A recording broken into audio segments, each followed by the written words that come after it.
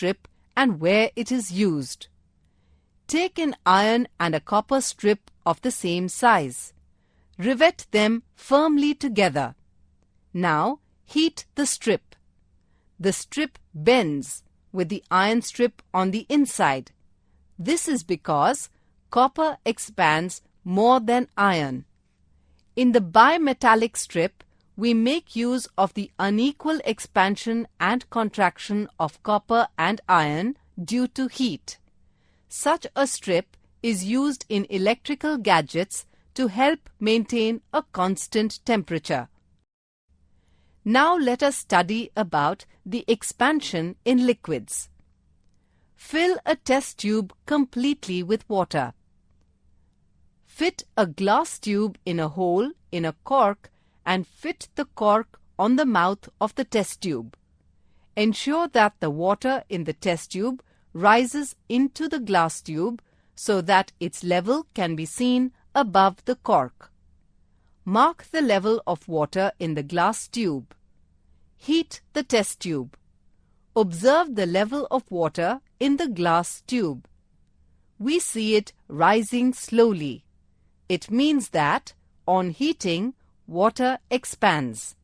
Now, stop heating. Slowly, the water goes back to its original level.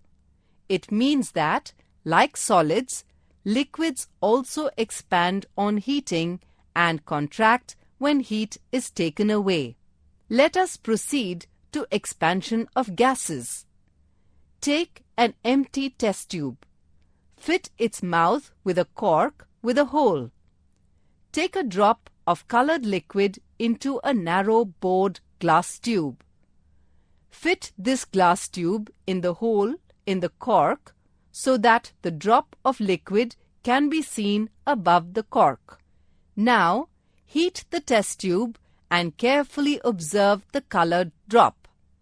We see that the colored drop moves upwards.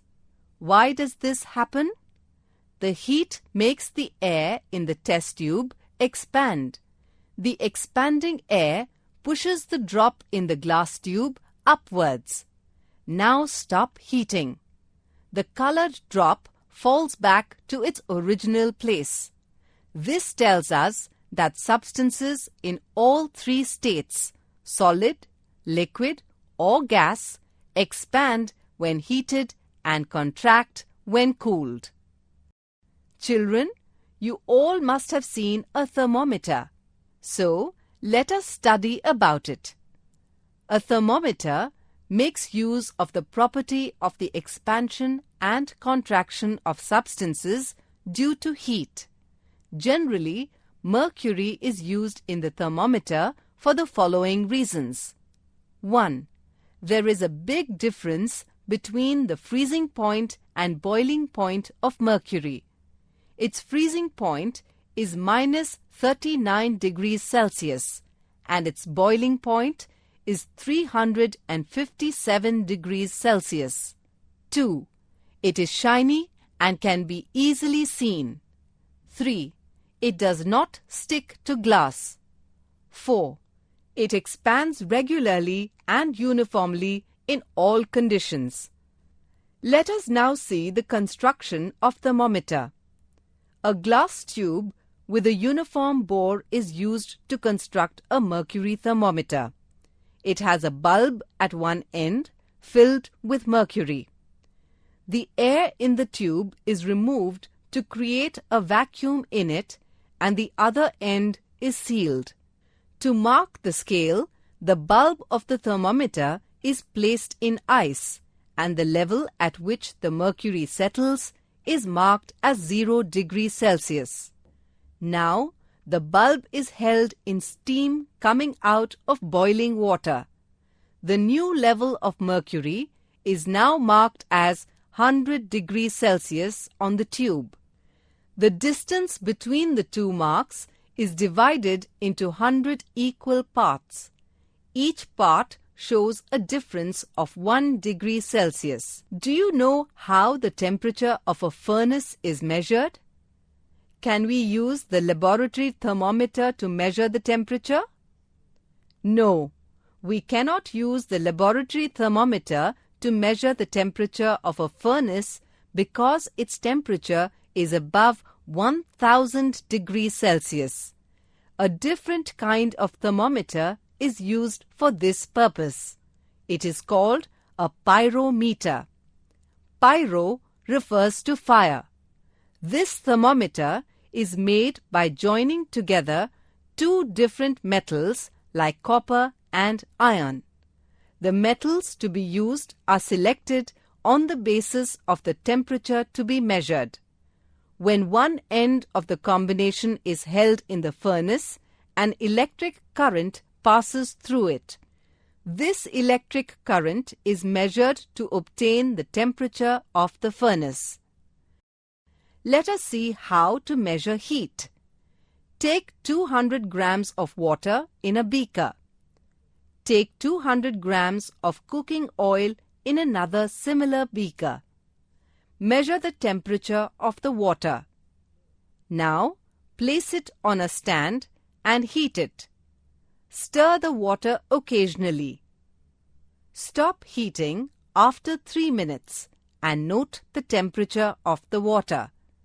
The difference between the two temperatures shows the rise in the temperature of the water in 3 minutes. Now, carry out the same experiment with the beaker with oil. Heat this beaker also for exactly 3 minutes. Note the rise in the temperature. What do you find?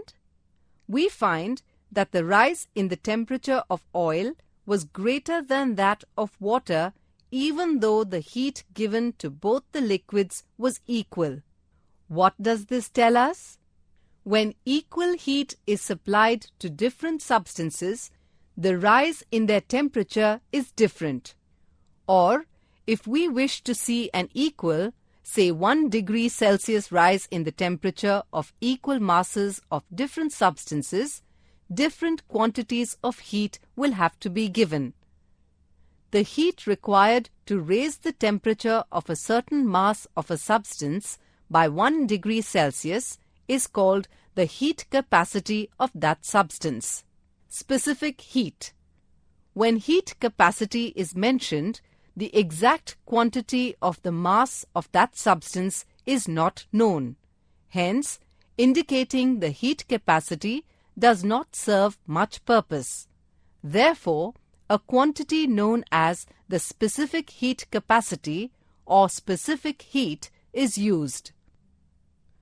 The quantity of heat required to raise the temperature of 1 unit mass of a substance by 1 degree Celsius is called the specific heat of that substance. Let us proceed to the unit of